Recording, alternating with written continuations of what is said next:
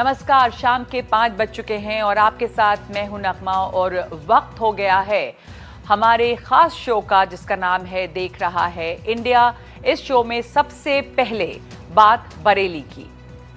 बरेली में कल हुई जबरदस्त हिंसा को सबने देखा। उसी हिंसा को लेकर योगी ने आज सख्त पैगाम दिया। कहा कि एक मौलाना भूल गया है कि राज्य में सत्ता किसकी है। ऐसा सबक सिखाया है जिसे आने वाली पीढ़ियां भी दंगा करने से पहले 2 बार सोचेंगी।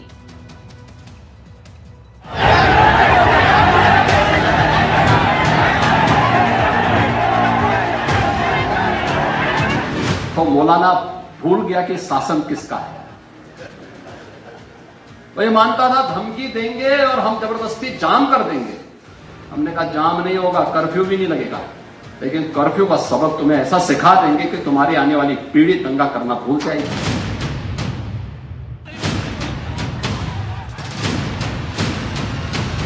उत्तर प्रदेश के बरेली में हुई हिंसा को लेकर मुख्यमंत्री योगी आदित्यनाथ आक्रामक मूड में हैं। साफ कह रहे हैं कि एक मौलाना भूल गया है कि राज्य में सत्ता किसकी है। सोचा था नाकाबंदी होगी और कर्फ्यू लगेगा, लेकिन ऐसा सबक सिखाया है जिससे आने वाली पीढ़ियां भी दंगा करने से पहले 2 बार सोचेंगी। योगी लखनऊ में एक कार्यक्रम में थे।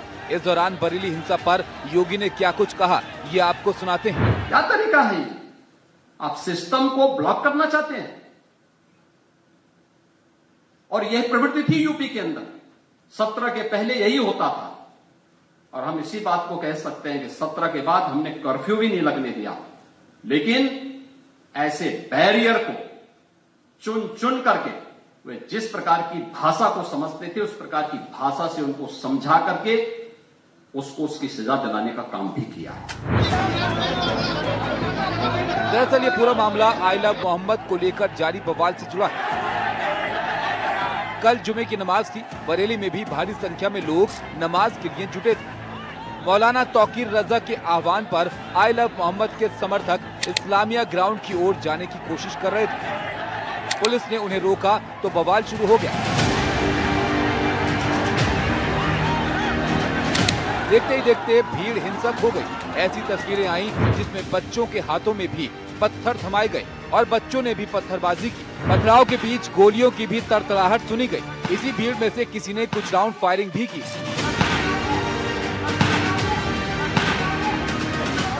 इस घटना के कुछ देर बाद ही मुख्यमंत्री योगी आदित्यनाथ एक्शन में दिखे। योगी ने सबसे पहले पुलिस अधिकारियों के साथ लॉ एंड ऑर्डर को लेकर बैठक की। अधिकारियों को स्पष्ट निर्देश दिया कि जो जिस भाषा में समझे उसे उसी भाषा में समझाया जाए। इस मामले में किसी को भी बख्शा नहीं जाएगा। योगी के आदेश के बाद ताबड़तोड़ एक्शन शुरू हुआ।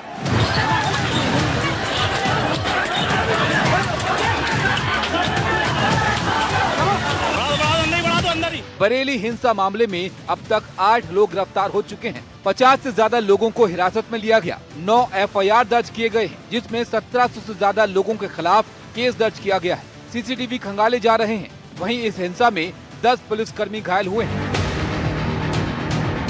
इस मामले में हिरासत में लिए गए आरोपियों से जब हमारी टीम ने सवाल पूछा तब उनका क्या कुछ कहना था, ये भी सुनिए। नाम है मेरा, पथराम नहीं करा था सर। आपने? ना मैंने भी नहीं सर, मेरी दुकान है। हमें तो कुतब खाने पे से उठाया था सर। मैं दुकान कुतब खाने पे से जा रहे थे हम लोग सर, बोले इधर आओ, पकड़ा और गाड़ी में बैठा दिया, जबरदस्ती घुसेड़ दिया।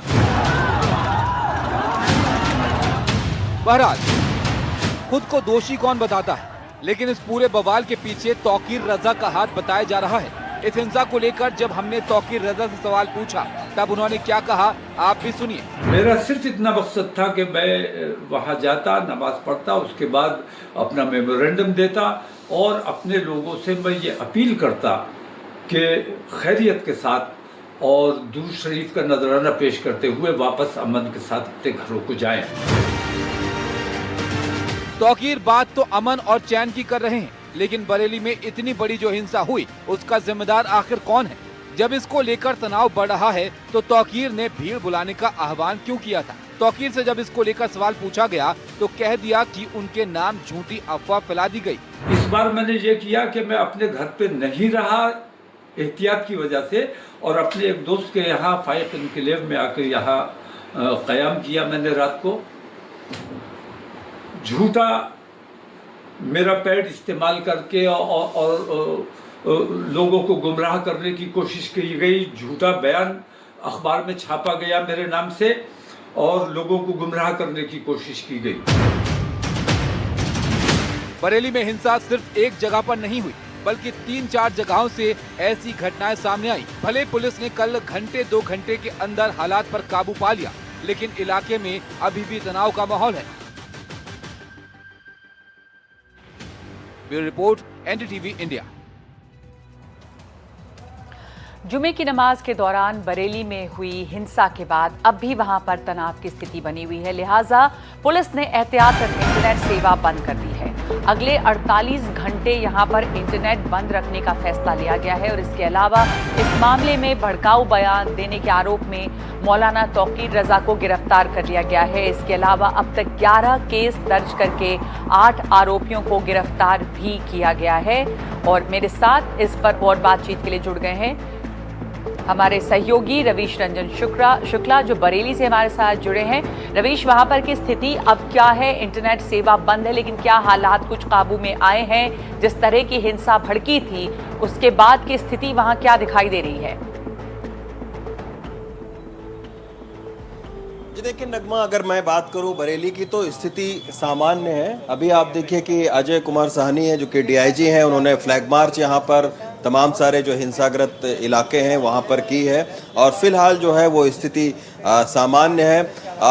तौकीर रजा जो कि इस पूरे मामले पर जिनको आरोपी बनाया गया था उनको न्यायिक हिरासत में 14 दिन में जेल भेज दिया गया है और तमाम सारे लोगों की जो धरपकड़ है वो शुरू हो चुकी है। 50 से ज़्यादा लोगों को हिरासत में लिया गया है और 8 लोगों को अब तक गिरफ्तारी की गई है। 8 लोगों की एक सबसे चौंकाने वाला पुलिस ने ये आज खुलासा किया कि इस पूरे जो घटनाक्रम हुआ है इसमें कहीं ना कहीं जो है वो एक षड्यंत्र की बू आ रही है। तो अजय कुमार साहनी सर से बात करेंगे। सर, जो तौकीर रजा साहब हैं उनको आप लोगों ने गिरफ्तार किया है, अभी हालात क्या हैं सर शहर के? आप खुद हमारे साथ यहाँ सड़कों पर खड़े हैं, देख रहे हैं, हालात पूरी तरह से सामान्य है और प्रॉपर तरीके से लोग घरों से खरीदारी कर रहे हैं। त्यौहार है, नवरात्रि चल रही है और सारे लोग मार्केट में हैं, सभी चीज़ें सामान्य है, बहुत बेहतर तरीके से चीज़ें चल रही हैं। नेट को भी बंद कर दिया गया है बताया जाता है। कुछ सूचनाएं मिली थी, जिन सूचनाओं के आधार पर कुछ कार्रवाइयाँ पहले से थी कि हमें करी जानी है, पर चीज़ें सामान्य हो गई तो धीरे धीरे सारी चीज़ें हम सामान्य कर रहे हैं। अच्छा, एक चीज़ और पता लगी है सर कि आप ही लोगों ने बताया कि व्हाट्सएप कॉल के जरिए नदीम नाम के एक शख्स ने कई सारे लोगों को बुलाया और वहाँ से पिस्टल की भी बरामदगी हुई है, तमंचे की बरामदगी हुई है, खोखा का बरामद हुआ है। तो किससे क्या असर लगता है? ये प्री प्लान्ड वे में अभी तक जांच में आया है कि पहले से चीज़ें प्लान की गई थी और बाद में सारी चीज़ें खत्म होने के बाद कुछ लोग आए और वहाँ से खोखे, कंट्री मेड वेपन भी कुछ लोगों से बरामद किए गए हैं। जो गिरफ्तारियाँ हुई हैं मौके पे भी काफ़ी चीज़ें बरामद हुई हैं। जहाँ तक ये नदीम शख्स का जिक्र कर रहे हैं, ये आईएमसी से रिलेटेड संभवतः कोई व्यक्ति है। इसके द्वारा भी जो हमारी जाँच में तथ्य में सामने आया है कि सभी को भड़काने में और बुलाने में इसकी भूमिका भी थी और इसका नाम भी एफआईआर में पंजीकृत है। वर्तमान में ये फरार है और अगर ये पुलिस का सहयोग नहीं करता, अपना पक्ष नहीं रखता या न्यायालय के सामने अपना पक्ष नहीं रखता है तो इसके ऊपर फिर पुरस्कार घोषित करके जो अग्रिम विधिक कार्रवाई होती है वो कार्रवाई की जाएगी। अच्छा सर, अभी भी कुछ लोगों के खिलाफ में कार्रवाई हो सकती है क्या? जी बिल्कुल, इसमें काफ़ी लोग अभी अज्ञात में हैं। अभी चूंकि कल का ही मामला है, इन्वेस्टिगेशन एक लंबी प्रोसेस है। अभी हमें एफएसएल से रिपोर्ट मंगानी है, बहुत सारे एविडेंस और कलेक्ट करने हैं। 22 पुलिसकर्मी घायल हुए हैं, उनका अभी मेडिकल हुआ है, इलाज हुआ है। अभी ये प्रोसेस चलेगी और इसमें जो भी लोग सामने आएंगे ऑडियो वीडियो फुटेज पे अभी सब पे कार्रवाई की जाएगी। रवीश, मैं आपके पास वापस लौटती हूँ। हमारे साथ हमारे सहयोगी रणवीर भी जुड़ गए हैं, लेकिन उससे पहले मैं आपको ये खबर बता दूं कि आज श्रावस्ती में अपने संबोधन में एक बार फिर चीफ मिनिस्टर ने साफ कहा है कि अगर छेड़ोगे तो हम छोड़ेंगे नहीं। उन्होंने कहा कि आस्था के नाम पर अगर आगजनी, तोड़फोड़, छेड़छाड़ और पुलिस पर हमला किया गया तो ऐसा करने वालों को हम नहीं छोड़ेंगे।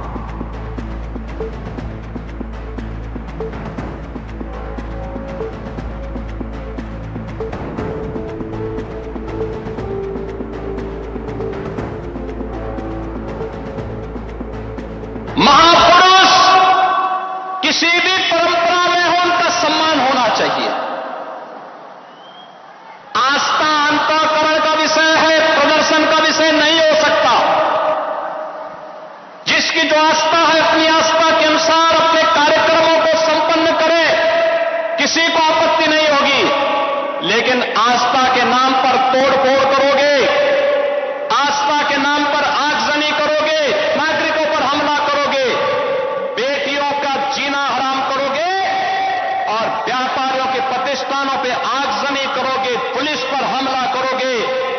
तो छेड़ोगे तो फिर छोड़ेंगे भी नहीं, और एक बार छोड़ेंगे नहीं तो फिर छूटोगे भी कभी नहीं। तो साफ यहां पर संदेश है सीएम योगी की तरफ से कि आस्था के नाम पर किसी तरह का कोई प्रदर्शन और आगजनी तोड़फोड़ अगर हुई तो सख्त कार्रवाई होगी, छोड़ेंगे नहीं। बरेली हिंसा को लेकर पुलिस का कई खुलासा भी हुआ है। व्हाट्सएप के जरिए लोगों को बुलाया गया है, ये पता चला है। बरेली हिंसा में कुछ बाहर के आपराधिक तत्व इसमें शामिल हुए थे। तौकीर रजा के सहयोगी नदीम नाम का शख्स इसमें फरार है। व्हाट्सएप के जरिए कहा जा रहा है कि नदीम नाम के इस व्यक्ति ने ही लोगों को इकट्ठा किया था। कि कुछ बाहर के आपराधिक तत्व, इस जनपद से बाहर के कुछ आपराधिक तत्व इस जुलूस में शामिल हुए, इस आयोजन में शामिल हुए थे, जिनके द्वारा इस तरह की समस्या पैदा की गई। उनके बारे में भी हम अभी सूचना संकलन कर रहे हैं। ये भी ज्ञात हुआ है कि इसमें एक नदीम नाम का व्यक्ति ये लगातार फोन पे संपर्क में था और इससे व्हाट्सएप कॉल के माध्यम से लोगों की बात हो रही थी और इसके द्वारा भी वहाँ लोगों को उकसाया गया। हाँ, ये वही व्यक्ति है जिसके सिग्नेचर थे उस कागज पे जो पहले दिन अपील जारी की गई थी, और ये अभी फरार है। पुलिस की टीम है इसकी। और बरेली हिंसा पर पुलिस का खुलासा सामने आया है। मौके से पेट्रोल बम बरामद किया गया है। तिराहा चौराहे से कारतूस, 12 बोर और 315 बोर के खोखे और तमंचे भी रिकवर किए गए। पेट्रोल बम और ब्लेड भी मौके से मिले हैं।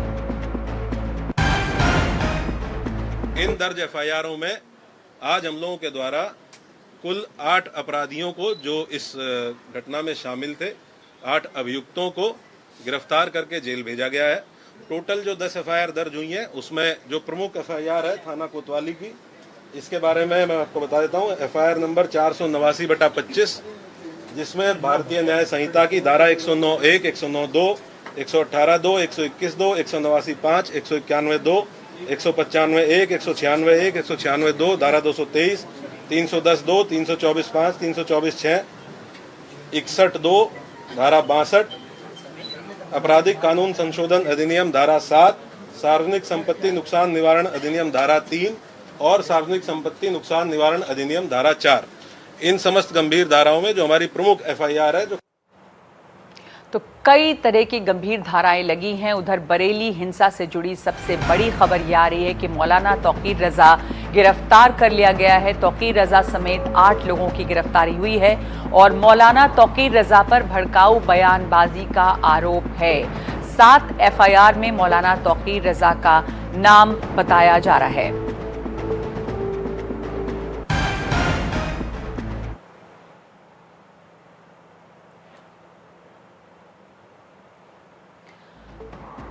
मौलाना तौकीर रजा की गिरफ्तारी हो चुकी है। इस पर मौलाना तौकीर रजा पर भड़काऊ बयान का आरोप है कि उसी वजह से लोग यहां पर इकट्ठा हुए। 14 दिनों की न्यायिक हिरासत में मौलाना तौकीर रजा को भेज दिया गया है और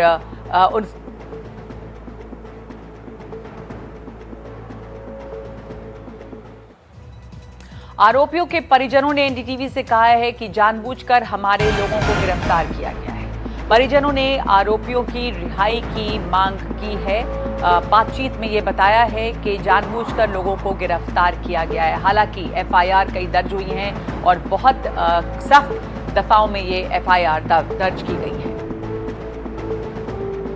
कुछ लोग हैं यहाँ पर जिनके परिजनों को पुलिस पूछताछ कर रही है। आपका बच्चा है यहाँ पर? हाँ। अच्छा। जी, मैं खाली एक बार देखना चाहती हूँ उसको, बस एक बार मुझे दिखा देंगे। नहीं बता रहे हैं भी या नहीं है उसको अंदर के, कुछ पता ही नहीं चल रहा है। और कहाँ था उस वक्त बच्चा आपका? जी बाहर था, नमाज के लिए गया था। जी कौन सी, करोलान मस्जिद में? जी मस्जिद को बाहर था, मुझे इस बारे में नहीं पता। फिलहाल नमाज पढ़ने गया था, बाहर से उसको गिरफ्तार करा गया और जो उसमें चलते हैं। ये सारे वो परिजन हैं जिनके कोई ना कोई लोगों को पुलिस पूछताछ कर रही है। आपका कौन है? भांजा है हमारा। अच्छा, कहाँ पर था वो? अपनी नानी से मिलने आया था। नानी की तबीयत खराब थी, हार्ट मतलब उनको अटैक पड़ा था, तो उन्हें देखने आए थे, तो पुलिस ने घर में घुस के इन्हें उठा लिया। तो कब पुलिस लेकर गई? करीब 5 बजे का वक्त था शाम को। जैसे कि यहाँ पे हल्ला मचा था, वहाँ वो घरों में घुस गई थी पुलिस। घर में से लेकर आए थे।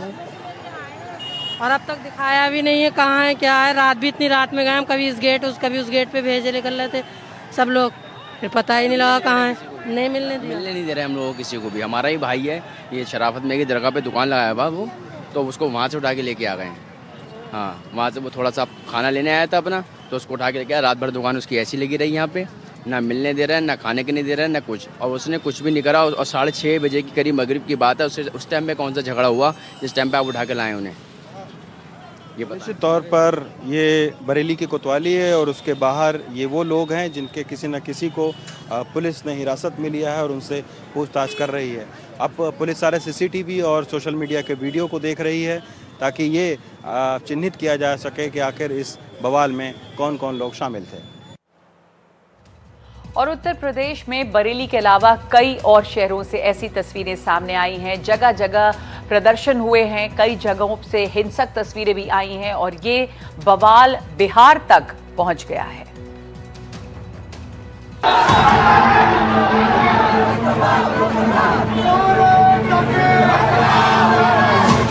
यूपी में सिर्फ बरेली नहीं बल्कि कई और जगहों से भी ऐसी ही तस्वीरें सामने आई जहां लोग आई लव मोहम्मद को लेकर प्रदर्शन करने सड़कों पर उतरे थे, नारेबाजी कर रहे थे, हंगामा कर रहे थे और देखते ही देखते ऐसा बवाल करने लगे जो कुछ ही देर में हिंसक हो गया। हाथों में आई लव मोहम्मद का पोस्टर बैनर लेकर दौड़ती हुई भीड़ की ये तस्वीर उत्तर प्रदेश के मऊ की है। मऊ में भी लोग बरेली की ही तरह बवाल कर रहे थे। मऊ में हजारों की संख्या में लोग नमाज पढ़ने पहुंचे थे।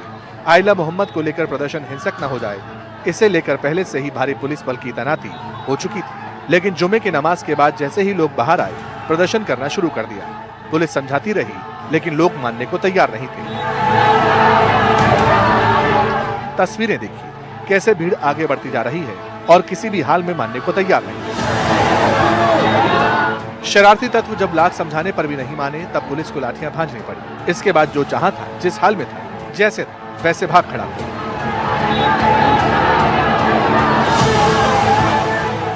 ये मऊ का सीसीटीवी वीडियो है। इसमें देख सकते हैं कि पुलिस की लाठी भांजने के बाद कैसे कुछ लोग अपनी जान बचाने के लिए एक दुकान में घुस गए। अब आपको सुल्तानपुर की तस्वीरें दिखाते हैं। सुल्तानपुर के बंधुआ काला इलाके में भी लोगों ने आई लव मोहम्मद के पोस्टर के साथ जुलूस निकाला। इसका वीडियो जब सोशल मीडिया पर वायरल हुआ तो पुलिस भी हरकत में आई और इसके बाद 2 लोगों को हिरासत में लिया गया। पुलिस दोनों से पूछताछ कर रही है।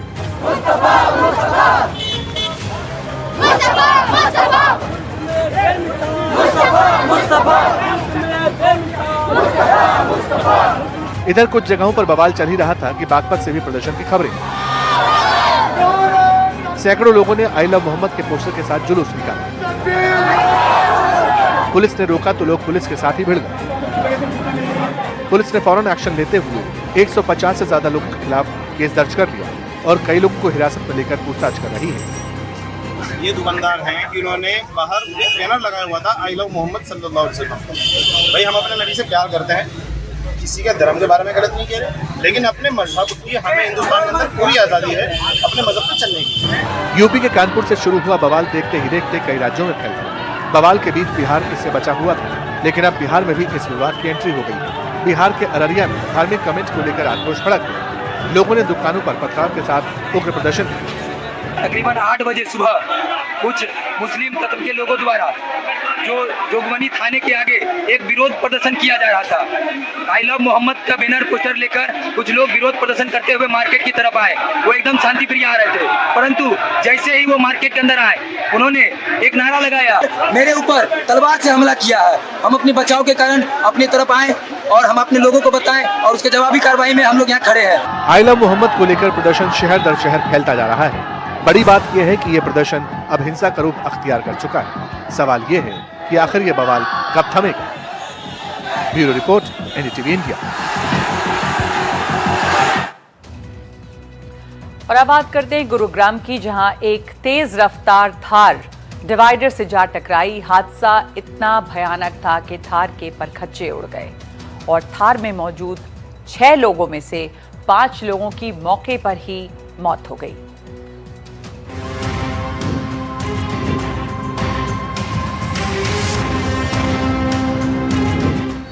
शनिवार तड़के सुबह गुरुग्राम की सड़क पर एक भयानक हादसा हुआ। और 5 जिंदगियां खत्म हो गई। तेज रफ्तार थार डिवाइडर से जा टकराई और भीषण हादसा हो गया। थार में 6 लोग सवार थे, जिनमें से 5 लोगों की मौके पर ही मौत हो गई। इस थार के परखच्चे उड़ गए। का जो पूरा हिस्सा है वो पूरी तरीके से टूटा हुआ है, छत पूरी तरीके से पलटी हुई है और सिर्फ लोहे का कबाड़ जो है वो देखने को मिल रहा है। एक्सीडेंट के ठीक बाद हमने देखा 5 लोगों की जो जान है वो चली गई थी। एक व्यक्ति बुरी तरीके से घायल है और हम आपको तस्वीरें दिखा रहे हैं कि किस तरीके से जो पूरी गाड़ी है जो एक्सीडेंट में जिस थार से जो एक्सीडेंट हुआ था उसकी हम आपको तस्वीरें दिखा रहे हैं। पीछे का पूरा हिस्सा टूटा हुआ है, आगे से विंडशील्ड पूरी तरीके से टूटी हुई है। जो पूरी की पूरी गाड़ी है आप देख सकते हैं कितनी बुरी हालत में देखने को मिल रही है। इस थार से जुड़ा हुआ एक सीसीटीवी भी सामने आया है जो टक्कर से पहले का है। इसमें साफ दिख रहा है कि थार की रफ्तार काफी तेज है, इसलिए ये आगे जाकर डिवाइडर से टकराई और ये भयानक हादसा हुआ। आप तस्वीरों में देख सकते हैं थार का क्या हाल हुआ है। इसके आगे का हिस्सा गिरकर अलग हो गया है। पूरी थार बुरी तरह कुचल गई।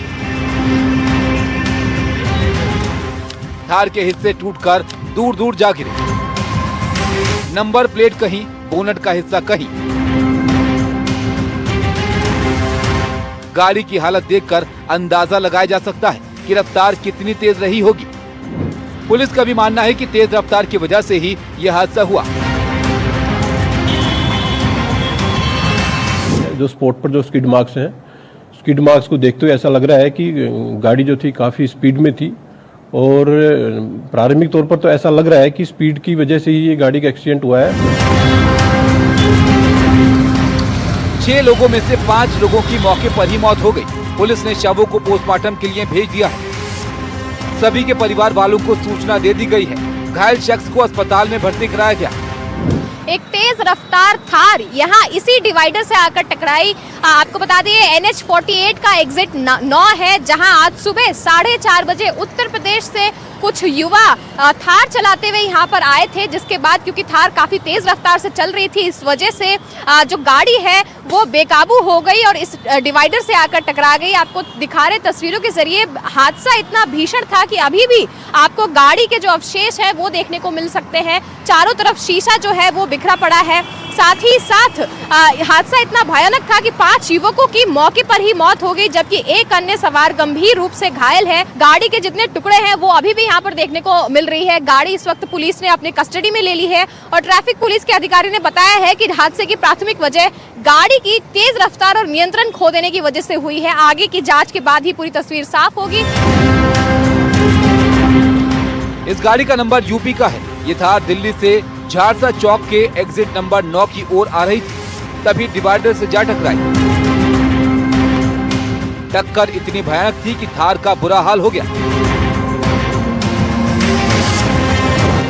पुलिस इस जांच में जुटी है कि ये लोग कहां से आ रहे थे और कहां जा रहे थे। बताया जा रहा है कि सभी के हाथों में बार का बैंड था, जिससे अंदाजा लगाया जा रहा है कि ये लोग किसी पब या बार में पार्टी से लौट रहे थे।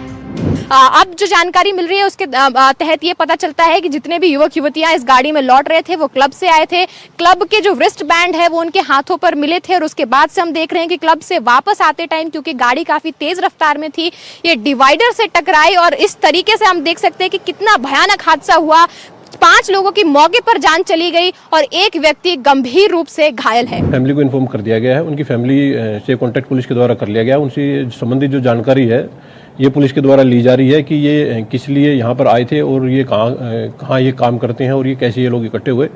तो इसमें मामले में पुलिस इन्वेस्टिगेशन कर रही है कि ये कहाँ यहाँ आए थे और कहाँ ये जा रहे थे। थार में सवार इन 6 लोगों की जानकारियां भी सामने आई हैं। पुलिस के मुताबिक थार में सवार लोगों के नाम हैं प्रतिष्ठा मिश्रा, आदित्य प्रताप, गौतम, लावण्या, सोनी और कपिल शर्मा। इनमें से सिर्फ कपिल शर्मा घायल है, बाकी सभी की मौत हो चुकी है। इन लोगों के बारे में और भी जानकारियां सामने आई हैं। थार की टक्कर में 5 जिंदगियां खत्म हो गई, एक घायल हो गया। प्रतिष्ठा मिश्रा रायबरेली की रहने वाली हैं, पिता रायबरेली में जज हैं, हादसे में मौत हो गई। आदित्य प्रताप आगरा का रहने वाला है, उम्र 30 साल, हादसे में मौत हो गई। गौतम हरियाणा के सोनीपत का रहने वाला है, फिलहाल ग्रेटर नोएडा में रहता था। हादसे में जान चली गई। लावण्या गौतम आगरा की रहने वाली है, उम्र 26 साल, हादसे में मौत हो गई। कपिल शर्मा यूपी के बुलंदशहर का रहने वाला है, उम्र 28 साल, हादसे में घायल हुआ है। पुलिस कई एंगल को लेकर इसमें जांच कर रही है। थार की टक्कर में 5 जिंदगियां खत्म हो गई। कई एंगल से जांच में जुटी है पुलिस। थार में सवार लोग कहां से आ रहे थे? सभी लोगों के हाथ पर क्लब का बैंड था। क्या सभी क्लब पार्टी से लौट रहे थे? थार का मालिक कौन है? इस हादसे में 5 जिंदगियां खत्म हो गई। ये पहला मामला नहीं है जिसमें तेज रफ्तार की वजह से इतना बड़ा हादसा हुआ है। ऐसे कई हादसे हो चुके हैं जिनमें लोग तेज रफ्तार के साथ चलते हैं, जो खुद के लिए और बाकी लोगों के लिए जानलेवा साबित होता है। हादसे के बाद आसपास के लोग भी जब घटना स्थल पर जमा हुए तो और तस्वीरें देखकर हैरान रह गए। पुलिस ने स्थानीय लोगों के बयान भी दर्ज किए हैं। पूरे इलाके में इस हादसे से सनसनी फैल गई है। Bureau report, NDTV India. तो इस जानलेवा हादसे में 5 लोगों की मौत हो गई और एक गंभीर रूप से घायल है। इस वक्त एक छोटा सा ब्रेक ले रहे हैं। ब्रेक के बाद दिखाएंगे आपको उत्तर प्रदेश में भेड़ियों के आतंक पर भी अब संज्ञान लिया है चीफ मिनिस्टर ने।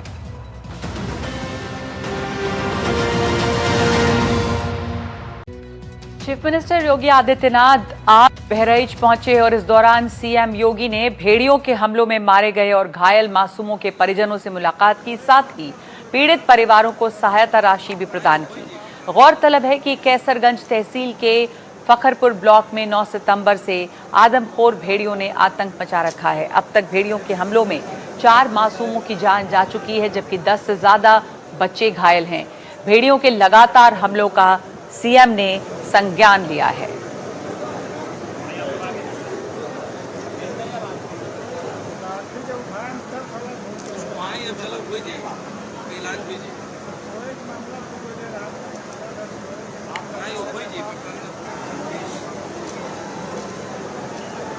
चीफ मिनिस्टर योगी आदित्यनाथ उन लोगों से मिले हैं जिनके परिवार पर ये आतंक टूटा है और जिन परिवारों से लोग मारे गए हैं। तो चीफ मिनिस्टर ने इस मामले का संज्ञान लिया है।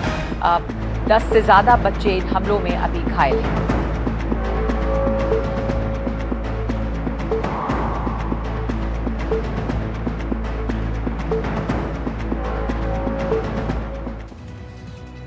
और आगे बढ़ते हैं दूसरी खबर पे। उत्तराखंड में पेपर लीक का मामला गर्माता जा रहा है।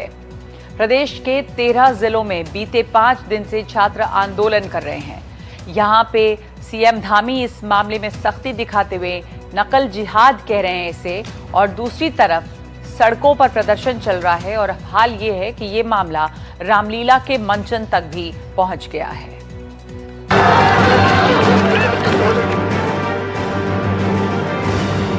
सड़कों पर प्रदर्शन, रामलीला में पेपर लीक का सीन। धामी ने कहा नकल जिहाद। उत्तराखंड के सभी 13 जिलों में 5 दिनों से छात्र सड़कों पर हैं। वजह है 21 सितंबर के ग्रेजुएट लेवल के पेपर लीक का मामला। छात्र से लेकर लगातार प्रदर्शन कर रहे हैं, सड़कों पर नारेबाजी कर रहे हैं, उनके हाथों में पोस्टर है। ये तमाम जो छात्र हैं इनमें ज़्यादातर इन्होंने पेपर दिया है या फिर पेपर की तैयारी कर रहे हैं। इसी बात से वो नाराज़ है कि वो मेहनत करते हैं, 15-15 घंटे पढ़ाई करते हैं और उसके बाद पेपर को 15 लाख में भेज दिया जाता है। पोस्टर जरूर उन्होंने एक लिखा है उत्तराखंड बेरोजगार संघ में। इसमें इन्होंने 4 मांगे करी है। इनमें 4 मांग अलग अलग प्रकार की मांगे रखी है और उनका कहना है कि इन 4 मांग को लेकर ही वो अपना धरना प्रदर्शन या इसके अलावा जो रैली है वो आगे की तरफ करेंगे। लगातार इनका यही विरोध है कि सीबीआई जांच की मांग की जाए। छात्रों का कहना है कि पेपर लीक हुआ है और इस एग्जाम को कैंसिल कराया जाए और पूरे मामले की सीबीआई जांच की जाए। सरकारें इसके लिए चेत नहीं जाएंगी तो सरकारों को ये नहीं पता चलेगा कि युवाओं की शक्ति क्या होती है। तब तक ये आंदोलन चलना चाहिए। जिस समय का इस समय उत्तराखंड में कल्चर चल रहा है उस हिसाब से तो ऐसा ही लगता है कि जो पढ़ लिख के कुछ बनना चाहते हैं उनकी सारी चीज़ों को दबा दिया जाता है। एक ऐसा वीआईपी कल्चर हमारे उत्तराखंड प्रदेश में चल रहा है जिस उत्तराखंड प्रदेश की हमने कामना नहीं की थी। तो आप खुद ही देख सकते हैं कि आप किस तरीके का जनसैलाब यहाँ पर है। हमारी एक ही मांग है, समस्त उत्तराखंड के युवाओं की एक ही मांग है कि दोबारा पेपर हो और सीबीआई जांच हो। और ये बात जो है सरकार को माननी पड़ेगी तो माननी पड़ेगी, क्योंकि पूरे प्रदेश में उत्तराखंड के प्रत्येक जिलों में जो है युवा आंदोलन कर रहा है। विपक्षी दल कांग्रेस ने भी अब छात्र आंदोलन का समर्थन किया है। प्रदेश कांग्रेस संगठन ने 3 अक्टूबर को मुख्यमंत्री आवास का घेराव की घोषणा की है और कहा है कि अगर सरकार पेपर कैंसिल नहीं करती और सीबीआई जांच नहीं बिठाती तो ये आंदोलन और बढ़ेगा।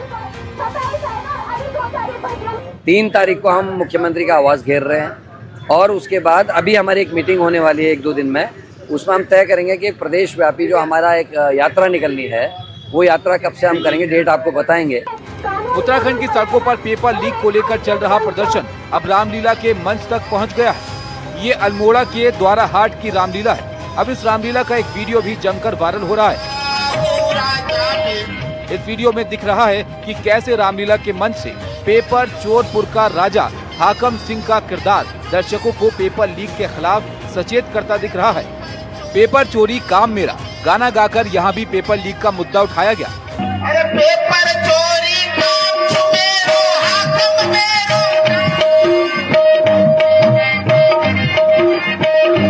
राजा हो या मंत्री सब हो,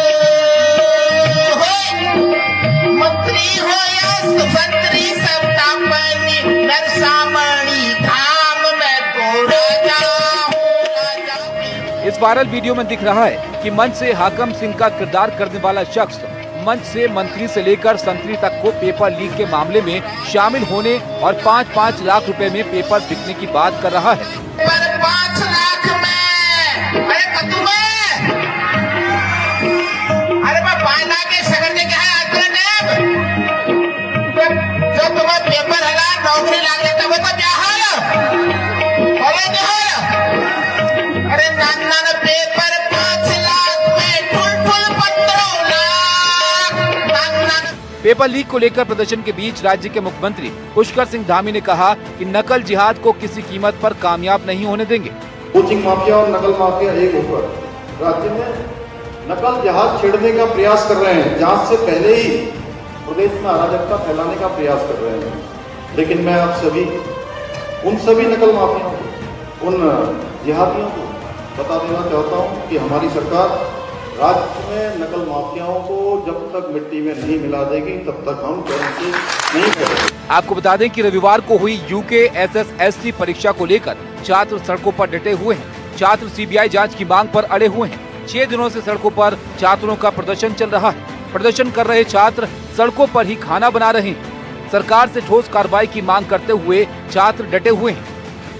राज्य सरकार ने इस मामले में SIT जांच बिठा दी है, लेकिन छात्रों का कहना है कि जब तक सीबीआई जांच के आदेश नहीं होते वो आंदोलन जारी रखेंगे। फिलहाल उत्तराखंड में सड़कों से लेकर रामलीला के मंच तक पेपर लीक का मामला गरमाया हुआ है। किशोर रावत की रिपोर्ट, NDTV इंडिया के लिए।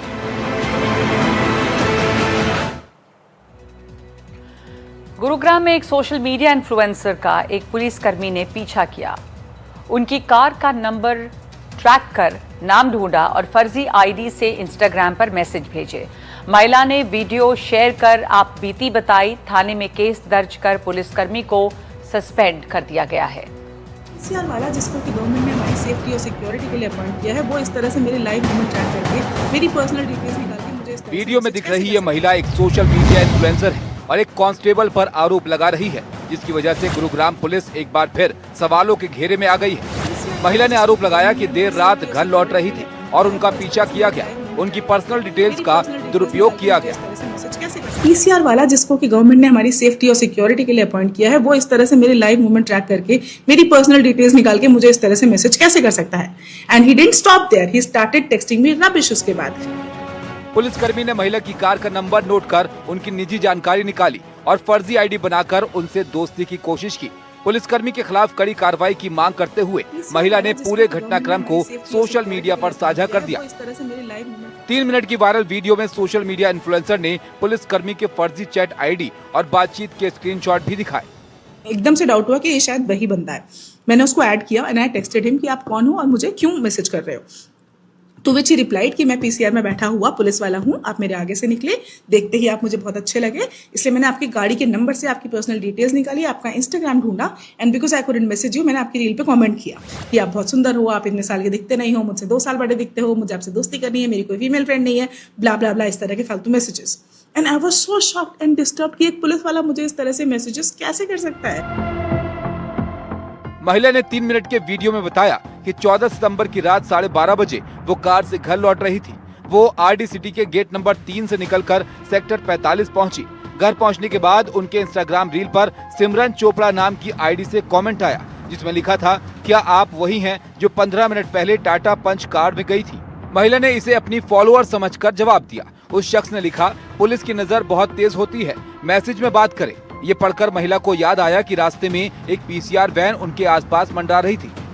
एसएचओ और उनके नीचे एक और ऑफिसर था, वो मुझसे कहते हैं कि मैम इसने ऐसा क्या ही कह दिया जिससे आप ऑफेंड हो गए, ये तो नॉर्मल है, इसकी कोई गलत इरादे थोड़ी ना थे, ये आपसे दोस्ती ही तो करना चाहता था, आपको दोस्ती नहीं करनी है तो ब्लॉक करो और आगे बढ़ो। आई वाज शॉक्ड, ये किस तरह का अप्रोच है।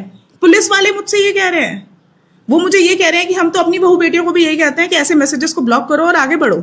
आपके 2 लाख फॉलोअर्स हैं, उसमें से कोई 2-4 तो ऐसे निकलेंगे ना, आप कब तक कंप्लेन करते रहोगे, ब्लॉक करो और आगे बढ़ो। अरे क्यों ब्लॉक करें, क्यों जाने दें। इस उम्र तक आते आते भी मुझे ये सब चीजें झेलनी पड़ रही हैं, तो जवान लड़कियों का क्या हाल हो रहा होगा।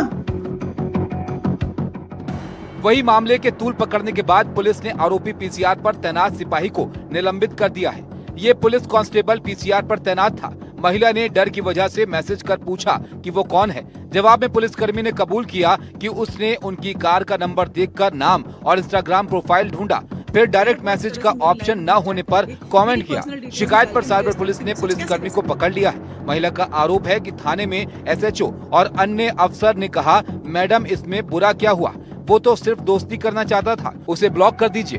पुलिस मामले की जाँच कर रही है। लेकिन बड़ा सवाल यह है कि जब खुद पुलिसकर्मी ही महिलाओं का पीछा कर इस तरह की हरकत करेंगे तो महिलाएं अपनी सुरक्षा को लेकर भरोसा कैसे करेंगी। Bureau report, NDTV India.